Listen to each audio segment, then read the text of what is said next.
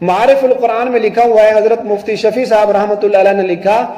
حدیث نقل کی ہے کہ جس آدمی نے فرض نماز پڑھنے کے فوراً بعد سورۃ الفاتحہ پڑھ لی اور آیت الکرسی اور سورت آل عمران کی 3 آیتیں پڑھ لی،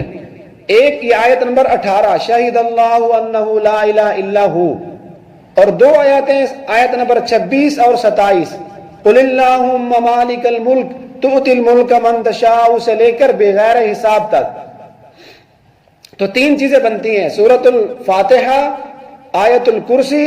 اور سورت آل عمران کی یہ 3 آیات ہیں، آیت نمبر 18 اور 26 27۔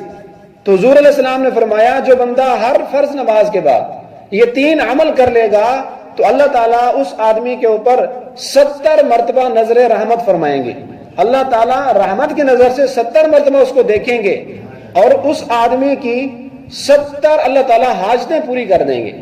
اور سب سے کم اس میں جو حاجت ہوگی، سب سے چھوٹی جو حاجت ہے وہ یہ کہ اللہ اس کی بخشش فرما دیں گے۔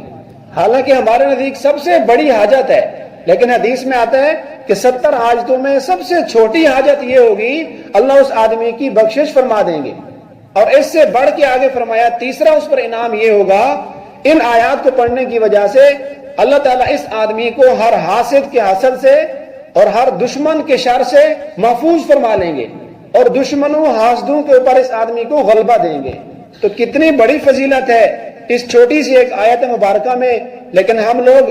اس بڑی عبادت سے، بڑے خزانے سے محروم ہیں۔ تو دوستو آج کے بعد یہ اپنا معمول بنائیں، اگر کسی کو آیت زبانی یاد نہیں ہے تو سب سے پہلے وہ اس کو یاد کر لیں، تھوڑا سا ٹائم نکال لیں، 5-10 منٹ میں آیت یاد ہو جائے گی، کوئی بڑی آیت نہیں ہے، مختصر سی ہے، پھر اس کا ترجمہ بھی سمجھ لیں، اور معمول بنائیں کہ ہر فرض نماز کے فوراً بعد اس کو پڑھا جائے۔ بہت سارے اکابر علماء کو میں نے خود دیکھا ہے، ان کے ساتھ جب نماز پڑھنے کا موقع ملتا ہے تو ان کی زبان سے یہ جملے سننے کو ملتے ہیں، فرض نماز کے فوراً بعد جہاں اور دعائیں پڑھتے ہیں تو یہ آیت بھی پڑھتے ہیں، شاہد اللہ انہ لا الہ الا ہو والملائکۃ واولو العلم قائما بالقسط لا الہ الا هو العزیز الحکیم۔ اللہ تعالی ہم سب کو عمل کرنے کی توفیق